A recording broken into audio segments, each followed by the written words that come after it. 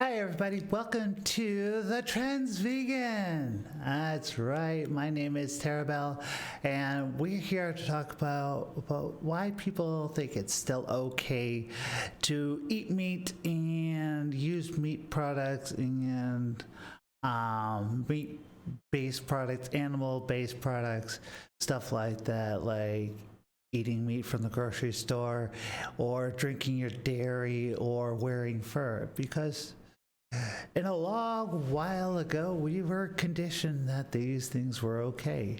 Back in the caveman times, we used to have to hunt for our food and stuff, not knowing what plants were edible and stuff like that. And we had to use the furs to keep warm and things like that. But throughout the ages, we've grown in a better understanding of what's food. We learned to cook, and we learned how to progress as human beings. And it's sort of kind of like that forbidden kind of fruit now kind of mentality that we grown in earlier ages, such as the kings and queens would get the meat and stuff like that, and the peasants would get the lesser stuff, the leftovers, what they couldn't cook or something like that, and they were made to cook those, or if they didn't have their own farm, to provide certain stock for the kings and queens and so on. So that's all that I've learned thus far on that. But more or less, now that we have all these alternatives to choose from, well, we had it, we just didn't know exactly what to do and how to do it. So why are people still thinking that it's okay to slaughter a living creature just to eat the flesh or take their kids away so we can get more of their milk to wear their furs because it's fashionable or something like that, or use the products that were tested on them because, well, it makes us look good, right? Am I right? Yeah, I think I'm kind of right. But anyways, we are conditioned because of a whole bunch of business actions and propaganda and stuff like that. Way back when meat was sort of scarce, it was used as a staple to know your place. Like the more money you had, the better stuff that you ate. You were able to afford meat, you were able to afford milk and things like that. And what did everybody else do then? They had fruits, vegetables, and all ways to get their nutrients, but they really wanted that iconic staple of having meat in the house. And you know it's the forbidden fruit effect. You want what you can't have. I mean, dirt, well, close to dirt poor, kind of. Well, I'm living okay. I want a Lamborghini and stuff like that. And it's the simple fact that you get it, you have it for a while, and it's like, what the hell was the fuss all about? Right? So, anyways, but back what I was saying is it's more or less that mentality. Take, for instance, Plato's Allegory of the Cave, and that could be found in book 7 of Plato the Republic. And he was a philosopher, and he knew people's way of thinking. The allegory of the cave was, let's say you're shackled up inside of a cave and you're forced to watch shadows from a lit fire behind you go passing back and forth, and you're there since birth, and there's people all around you shackled up watching the same thing.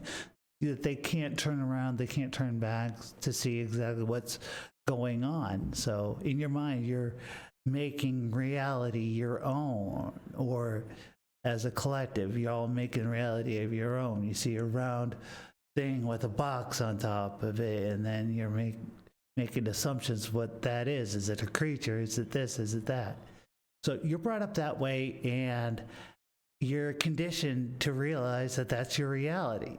So years and years and years go by, and then all of a sudden you're of adult age, you're a little older, you're middle-aged. Let's just put it that way. You know, middle-aged back then probably was like 25, right? But anyways, your shackles release. Like as if they even just gave out. They're like, all right, these are old shackles. We're gonna be like, we're gonna drop you.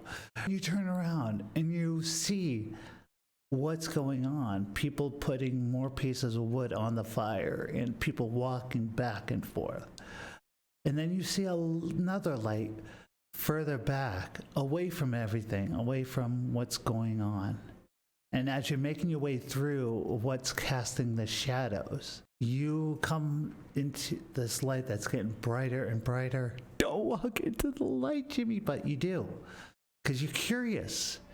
Now things have starting to, work in your brain. Like, how is this possible? All right, so you make your way out the door. The light is so blinding that, it takes you a few minutes to figure out, what's going on. And your eyes become more focused. I know I'm explaining the full allegory of the cave, but if you want to see or read it, there's YouTube videos. There's even cartoony YouTube videos of Plato's Allegory of the Cave. And so now, once your eyes get adjusted, you see the sky blue with white, fluffy things going on around it. And you feel a breeze you never felt before. Your bare feet feel gravel and then feel like dirt and grass and roots from trees close by. You're seeing actual people and your brain is piecing together, what that shadow must have been that, because you're seeing their shadows on the ground. You're seeing what the things actually are. And then you're tasting foods that you've never tasted before. You're seeing people you've never actually seen before that aren't shackled, that are free, that are roaming around, interacting with each other.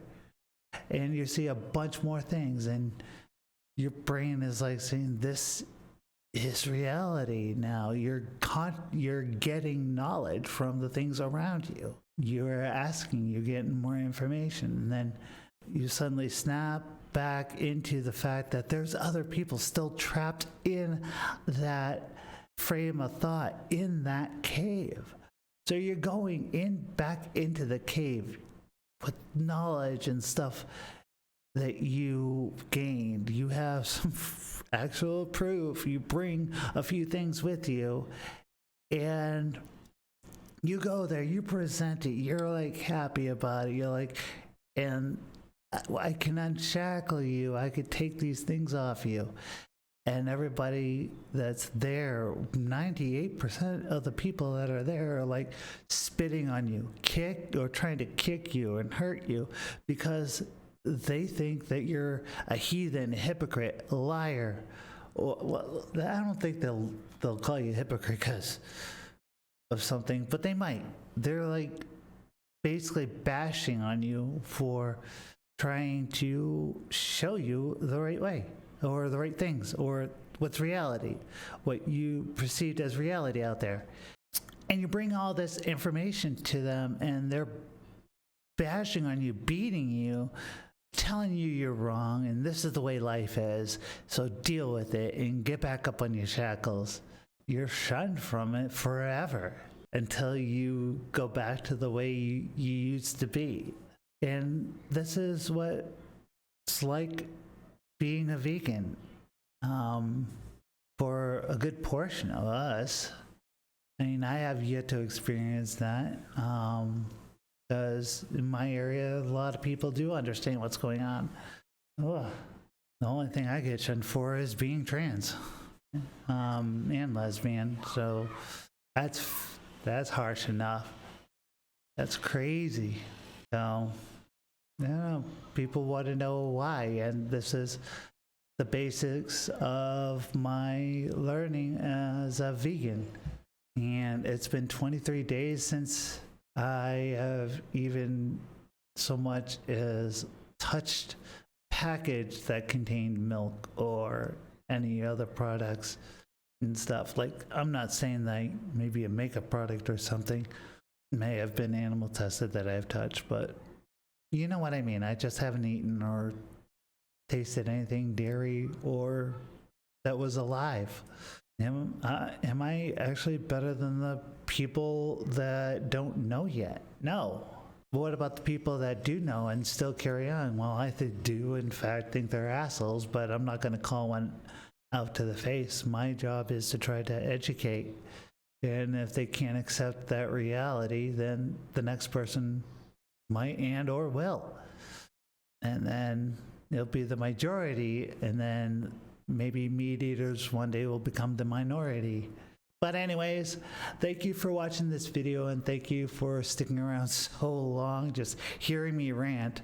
I have been the Trans Vegan, and remember to love yourself, love each other, love everybody. And I'll see you. Well, actually, no, I can't see you. Like I keep saying, you're nothing but a little video camera. But you'll see me in my next video.